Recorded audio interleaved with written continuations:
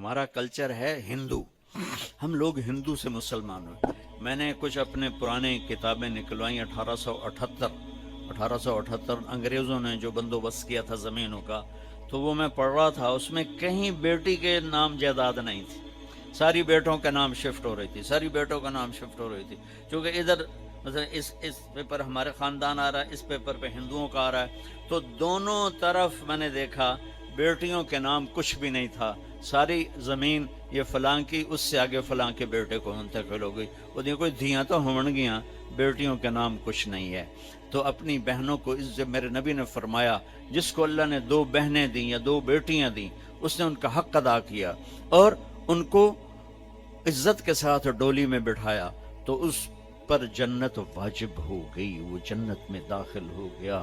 تو اپنی بہنوں کو اب حق دو، اپنی ماں کو، باپ کو، بھائی کو. یہ ان سے کہتا ہوں اپنے بھائیوں کو عزت دیں، احترام دیں، اپنے گھر کی فضا کو محبت والی فضا بنائیں. اور محبت کی فضا بنتی ہے جب اس زبان پہ قابو پایا جاتا.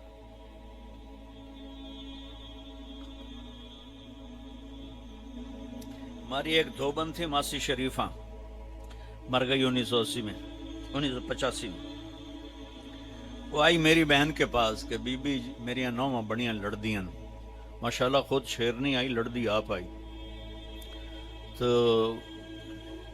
میریاں نوواں میرے نال بڑا لڑدیاں، میں نے کوئی تویز دے ساریاں میریاں نوکر بن جاویں، میرے اگو کس کرنا نہیں.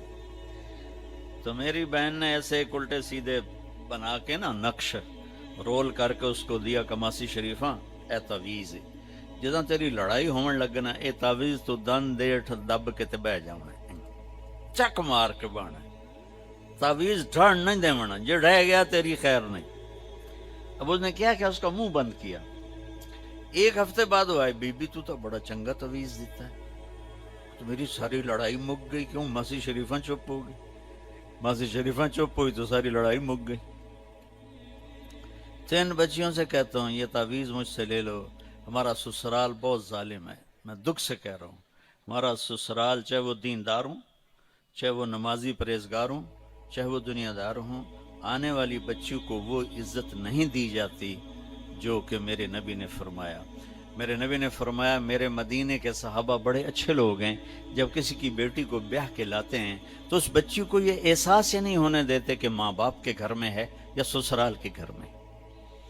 اور ادھر وہ ساس سسر کی ایسی چلتی ہے جنگ، اور وہ بیٹے کو ابھار آگے بیٹا بھی بیوقوف ہوتا ہے. میری ماں دے اگو تو نہیں بولنا، میری ماں دے اگو. وہ تو سن تو لے شاید تیری ماں ہی تو ڈھیر کھپ کھلار رہے ہوں. ہاں تیری بیوی غلط کرے تو بیوی کو سمجھا، تیری ماں غلط کرے تو ماں کو سمجھا. اللہ کے واسطے بچو، میں آپ کو گھر کی زندگی سمجھا رہا ہوں، یہ کوئی خطیب نہیں بتاتا ہے، میں آپ کو گھر کی زندگی، ان سب کی شادیاں ہونے والی ہیں آپ سب کی. اپنے گھر کو جنت کا نمونہ بنانا ہے تو زبان کے بول کو میٹھا کر لو. غصے میں بھی ایسا بول نہ بولو کہ زبان سے نکلا ہوا بول اگلے کو چھلنی کر کے رکھ دے. اور